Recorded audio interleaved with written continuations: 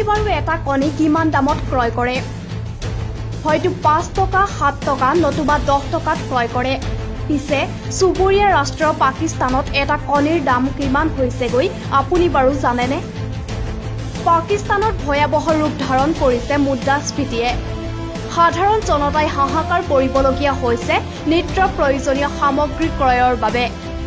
কৰোনাশ্ৰেষ্ঠ পৰিৱেশে অৰ্থনৈতিকভাৱে আন দেশক কোঙা কৰাৰ সমান্তৰালকৈ পাকিস্তানৰ অৰ্থনীতিও ধ্বংস কৰি পেলাইছে, যাৰ বাবে লাহোৰৰ বজাৰত এটা কণীৰ মূল্য 30 টকা। 1 ডজন কণী ক্ৰয় কৰিবলৈ খৰচ কৰিব লাগিব 350 টকা। ইয়াৰ সমান্তৰালকৈ প্ৰতি কিলো আদাৰ দাম হৈছেগৈ 1000 টকা। উল্লেখযোগ্য যে 2019 বৰ্ষৰ ডিচেম্বৰৰ পৰাই পাকিস্তানত আৰম্ভ হয় ব্যাপক মুদ্ৰাস্ফীতি। এই মূল্য বৃদ্ধিয়ে বৰ্তমান ধাৰণ কৰিছে ভয়াৱহ ৰূপ, যাৰ বাবে সাধাৰণ জনতাৰ মাজত সৃষ্টি হৈছে হাহাকাৰময় পৰিস্থিতিৰ।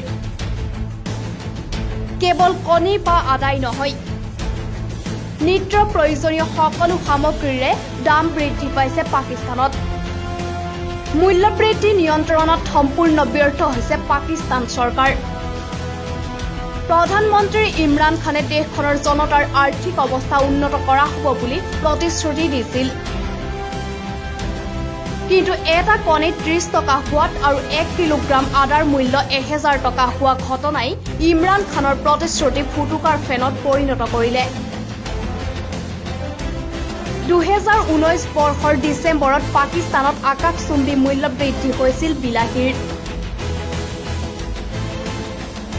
লগতে 40 কেজি কম ক্ৰয় কৰিবলৈ খৰচ কৰিব লগা হৈছিল 2000 টকা।